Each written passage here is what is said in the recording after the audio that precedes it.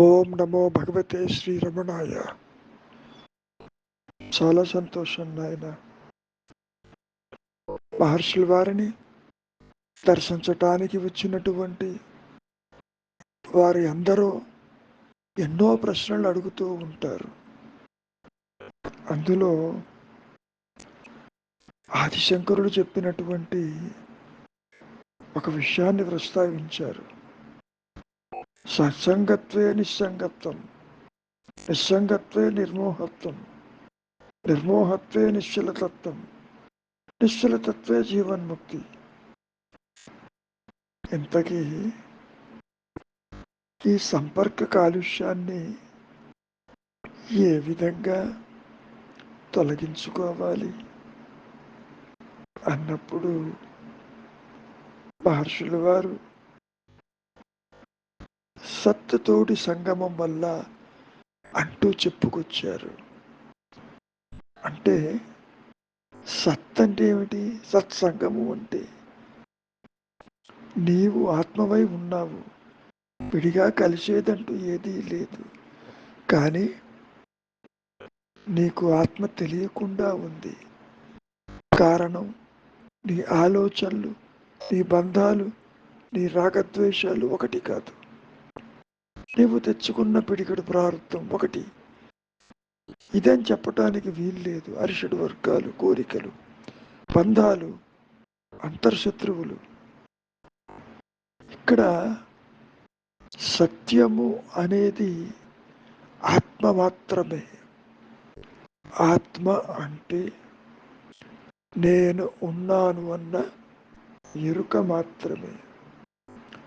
అది నీకు ఇప్పుడు తెలియదు కనుక నువ్వేం చెయ్యాలి? దేహాత్మబుద్ధితో ఉన్నావు. దాన్ని తెలిసినటువంటి యోగులని దర్శించు, వారు చెప్పిన విషయాలని ఆలకించు, సత్గ్రంథాలని పఠించు, సద్వివేకంతో వారు ఏం చెబుతున్నారో నీవు గ్రహించు. సత్సంగం అంటే అదే కదా. మరి అంతర్ముఖత్వం అనేది దాని యొక్క ఫలితము. నువ్వు ఎన్నో భౌతికమైన విషయాలని తెలుసుకుంటూ ఉంటావు, చదువుతావు. శాస్త్రమే కాదు, భౌతిక శాస్త్రాలు చదువుతావు, ప్రాపంచిక విషయ వాసనలు చదువుతావు, నేర్చుకుంటావు. నువ్వు చదువుకున్నది సంపాదించటానికి ఎంతో ప్రయాసపడతావు, సంపాదిస్తావు, కూడబెడతావు. ఈ చదువు అంతా కూడా నీకు ఆత్మజ్ఞానాన్ని ఇవ్వదు. ఇక్కడ అంతర్ముఖం కావాలి. ఏ విధంగా అవుతావు? నీతో కలిపి నీవు చూస్తున్నది అసత్యమన్న భావన నీకు కలగాలి. అది నీకు ఇప్పుడు కలగటం లేదు. ఎప్పుడైతే నీవు ఇంద్రియాల వెంట వెళ్లకుండా, ఇంద్రియాలకు భోగి కాకుండా నీవు నిలిచి ఉంటావో, ఈ మనస్సు, ఈ వ్యక్తిత్వము తన వృత్తుల నుంచి దూరమై తన మూలానికి వెళ్ళిపోతుంది. అప్పుడు సత్ వెలుస్తుంది. వెలుస్తుంది అంటే అది ఏదో కొత్తగా వచ్చినట్టు ఉండదు. ఇంతకుముందు కూడా దేహాత్మబుద్ధితో నీవు చరిస్తున్నప్పుడు కూడా, ప్రవర్తిల్లినప్పుడు కూడా, జాగ్రత్త స్వప్నంలో, సుషుప్తిలో కూడా అది ఉంది.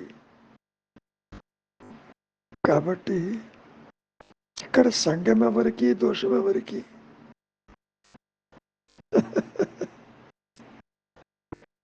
మొట్టమొదటి ప్రశ్న ఎట్లా వచ్చింది? జిత సంగ దోషుడు కావటానికి సంపర్కం కాలుష్యాన్ని గడప ఎట్లాగు అని. అంటే నిజానికి కలవటం కానీ విడిపోవటం కానీ లేదు. దోషం ఎవరికి చూడు, అటు దోషి ఎవడు లేడు.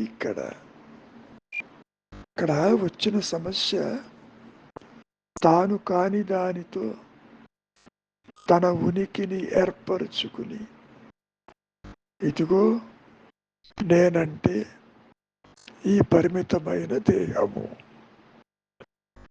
ఈ దేహము అంటే నేను, ఈ దేహ ధర్మాలు నా ధర్మాలు అని నీవు అనుకుంటున్నావు. కాబట్టి ఇన్ని సమస్యలు వచ్చినాయి. అనుకునేవాడు ఉన్నాడేమో, చూడవలసిన బాధ్యత నీదేను. నేను ఎంత చెప్పినా నీవిది కాదని దీన్ని వదులుకునే స్థితిలో నీవు లేవు. వదులుకోవటం అంటే దూరంగా పోవటం కాదు, అది ఉన్నా దాని ధ్యాస లేకపోవటం. జగత్తు ఉన్నా జగత్తు జోలికి పోకపోవటం. ఇంద్రియాలున్నా ఇంద్రియ సుఖాలకు దూరంగా ఉండటం. ఇంతకీ అడిగిన వారు ఇంకా తృప్తి చెందక అడుగుతున్నారు. మరి ఇంతకీ సంఘం ఎవరికి, దోషం ఎవరికి అన్నప్పుడు ఆ పృచ్ఛకుడు ఆత్మకి అంటున్నాడు. కాదు నాయన, నీవు పొరపాటు పడ్డావు. ఆత్మ అంటే పూర్ణ జ్ఞానము, అది శుద్ధము, అందులో ఏదీ లేదు. నేను ఉన్నానన్న ఎరుక మాత్రమే దాని యొక్క స్వరూపము. అది అనంతము, అది ఏకము, దానికి అన్యత్వం ఏదీ లేదు, అందులో ఏదీ లేదు. అంటే సృష్టి లేదు. అదే అంటున్నారు మహర్షులు వారు. ఆత్మ శుద్ధము, పూర్ణ జ్ఞానము, అభాజ్యము. కల్మషం అంటేది ఇదిగో ఈ అహంకారానికి, సుమ మాయానేనికి, దానికి ఏది అంటదు, అది దేనితోనూ కలవదు. ఒక్క విషయాన్ని నీవు బాగా గమనించు. ఈ దేహాత్మ బుద్ధి జనించిన మాయానేను కూడా నాది అంటుందే తప్ప ఈ దేహంతో ఎప్పుడైనా కలిసిందే? దేహంతో నిద్రించిందా? దేహంతో కలగంటుందా? లేదు కదా. అదే ఆదిశంకరులు కూడా చెప్పింది ఈ సందర్భంలో. నీకు తెలియకుండానే ఈ దేహం నాది అంటున్నావు. ఏం తెలియకుండా? మూలము తెలిసి ఉండి కూడా తెలియదంటున్నావు. ఇది ఇంకా విచిత్రంగా ఉంటుంది. నాది దేహము అన్నప్పుడు ఒక్క విషయాన్ని నీవు బాగా గమనించు. దేహానికి అన్యంగా ఉన్నట్టే కదా నీవు, దేహం అంటకుండా ఉన్నట్టే కదా. ఈ ఇల్లు నాది, సంసారము నాది, భార్యాబిడ్డలు నా వాళ్ళు, బంధుమిత్రులు నా వాళ్ళంటే వాళ్ళు నీవు కాదు కదా. వాళ్ళకి నువ్వు అన్యంగా ఉన్నట్టే కదా. ఆ అన్యంగా ఉన్నటువంటి స్థితి ఏదైతే ఉందో అది నీ సహజత్వము. దీని అర్థమేంటి? నీకు తెలియకుండానే ఆత్మస్థితి నీవు అన్యమంటున్నావా లేదా? ముఖ్యంగా ఒక విషయాన్ని గుర్తుపెట్టుకో. నీవు ఆత్మవి అయినప్పటికీ జీవాత్మ భావన కలిగినప్పుడు నీకంతా అన్యంగా కనపడుతుంది. దేహమన్యము, సంసారమన్యము, జగత్తన్యము, చివరికి దైవము కూడా నీకు అన్యమే. ఆత్మ అంటే తెలియదు, అది కూడా అన్యమే. నేనెప్పుడు తెలుసుకుంటానంటావు ఈ అన్యత్వం వల్ల. కాబట్టి ఈ కల్మషాలు, బంధాలు, రాగద్వేషాలు నీ సహజత్వాన్ని అంటవు. అవన్నీ కూడా ఈ మాయానేనికి, ఈ అహంకారానికి, ఈ అహంకరణానికి వస్తుంది. అయినా నీవు అడుగుతున్నావు ఏమని? దేహం లేకపోతే మరి ఆత్మ ఉంటుందా, ఉండగలదా అని. ఎందుకు ఉండదు? నీ విషయమే ఆలోచించు. కాసేపు నువ్వు నిద్రపోయినావు, గాఢ నిద్రలో నీ దేహం ఏమైంది, జగత్ ఏమైంది, సంసారం ఏమైంది? అయినా నీవు ఉన్నావు కదా. ఆ ఉన్న స్థితి నీకు అక్కడ తెలియటం లేదు. కారణం ఈ వ్యక్తిత్వం, ఈ అహంకారం వృత్తిరాహిత్యమై తాత్కాలికంగా అక్కడ లయమై ఉన్నది. నిజానికి ఆత్మకి తనువు లేదు. ఇప్పుడు కూడా అంతే.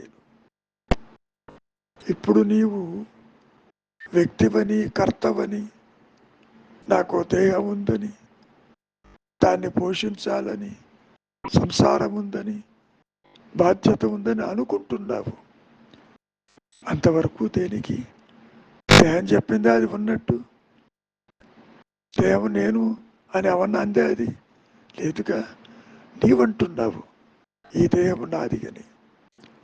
ఆ విధంగా అనేవాడు ఉన్నాడేమో చూడు. ఆలోచన మూలం వెతుకు. ఆలోచనలు ఎవరికో చూడు. చూడవలసింది నీవే సుమా.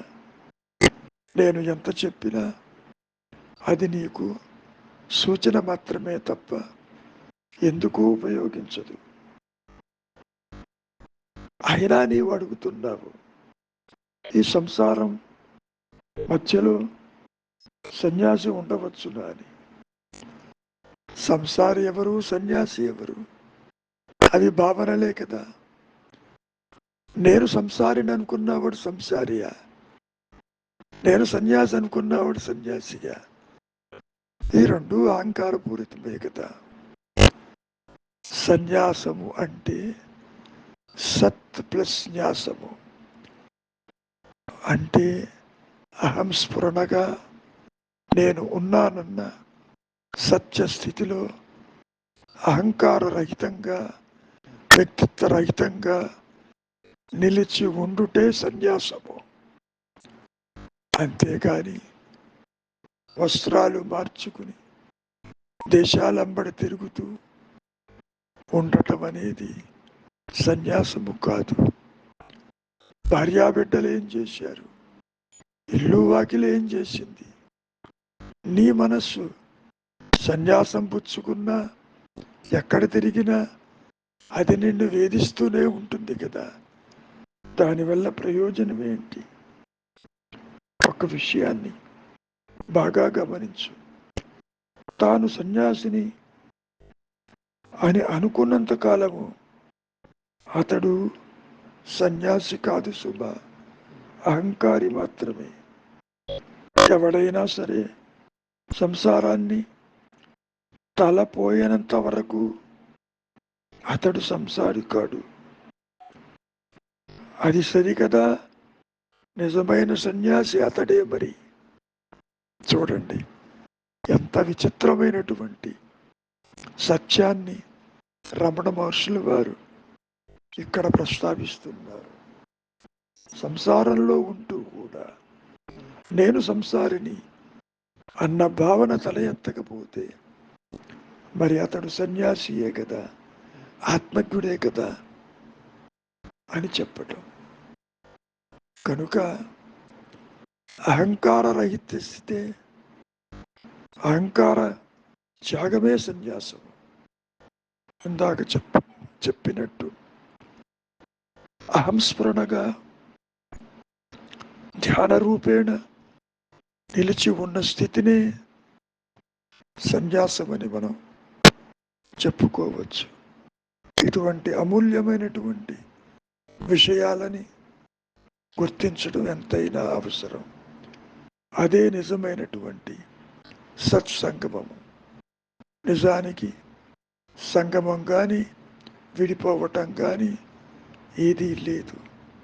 ఆత్మ ముక్కలై జీవుడు జగత్తు ఈశ్వరుడు కాలేదు.